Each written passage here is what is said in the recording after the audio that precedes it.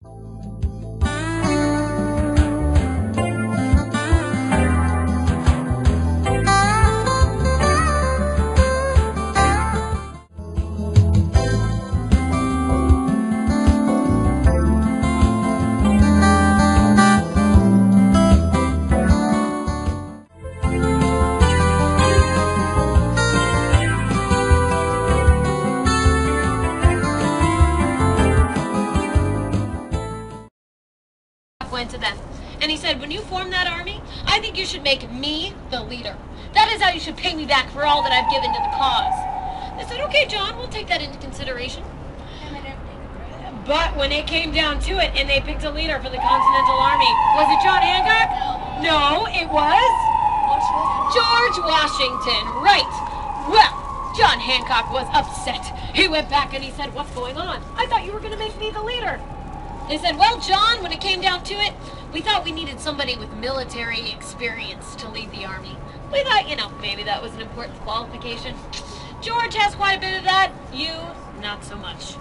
But you know what? Here's what we'll do to make it up to you. When we finally break away and we have our own country, we're going to have a title we call president. And we'll make you the first president of our new country.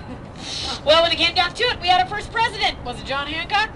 No, again it was George Washington. So twice John has been beaten out for positions by George Washington.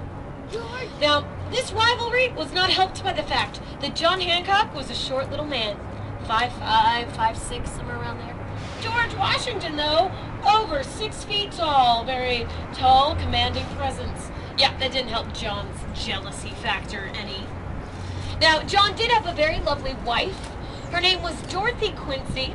She was the youngest and supposedly prettiest of the Quincy girls. She came with a very large dowry when John married her, which was right up his alley. Unfortunately, though, for John, his wife couldn't stand him. Yep, Dolly Quincy hated being married to John Hancock. Everything well, I know, right? Well, when Dolly was first pregnant, was pregnant with their first and only son, John John Hancock actually had to leave town for a few weeks.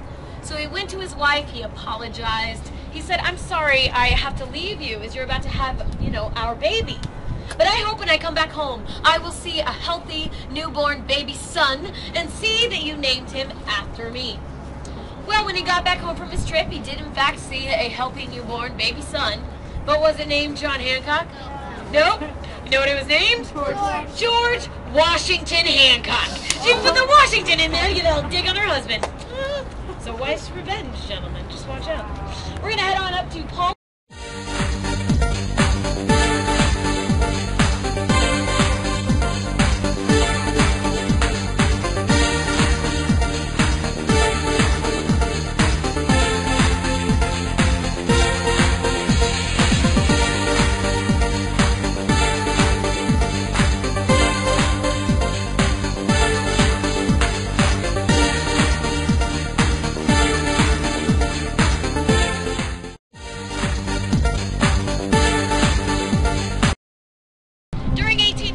Boston was full of spies.